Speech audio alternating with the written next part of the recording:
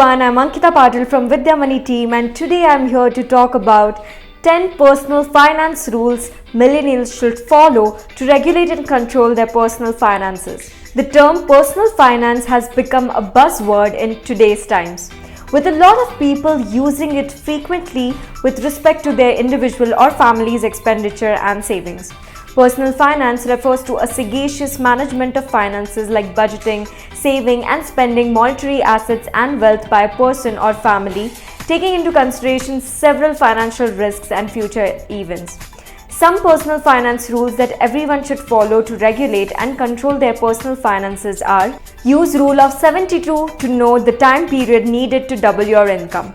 Everybody wants to double their income and increase their savings.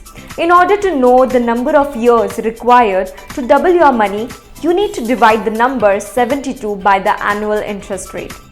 This will help people to gauge the amount of time needed to see their salary doubling and prepare their spending charts accordingly so that they do not have to deal with money scarcity.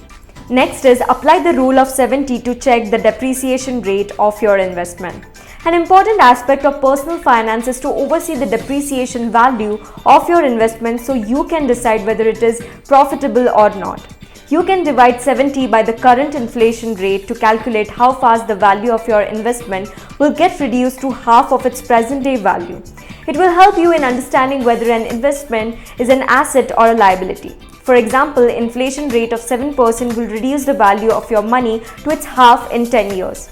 Put 50% of income into fixed income and 50% into equity. To manage your personal finance, it is a primary concern to divide your income into two parts so that you do not engage in profligacy and wasteful expenditure. You should put 50% of your salary into fixed income and 50% into equity, leading to segregation of your income.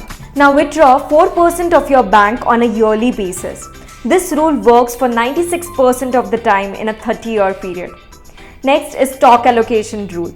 100 minus your age rule. The allocation of assets is done on the basis of this principle. This rule states that people should own a percentage of stocks which is equal to 100 minus their age. So subtract your age from 100 to find out how much of your portfolio should be allocated to equities. Suppose your age is 30. So 100 minus 30 is equal to 70. Equity should be 70%, debt 30%, but if your age is 60, so 100 minus 60 is equal to 40, equity should be 40% and debt should be 60%. Asset allocation rule is the next, that is 10:5:3 rule.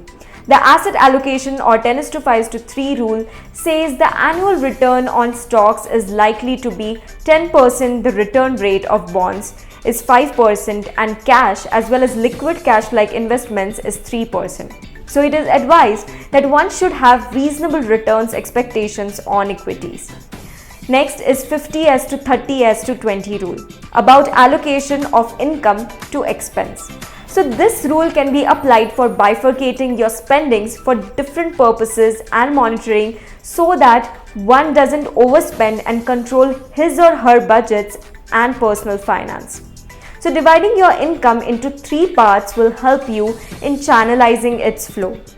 So 50% of your earnings should be dedicated to your needs such as groceries, rent, EMI, etc.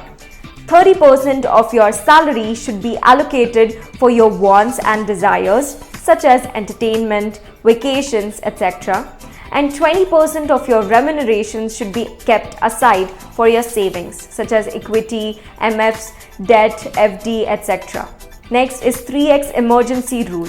So keeping in mind the untoward incidents of the future, people should always put at least 3 times of their monthly income in emergency funds in case of exigency caused by loss of employment, medical emergency, etc. Next is 3x monthly income.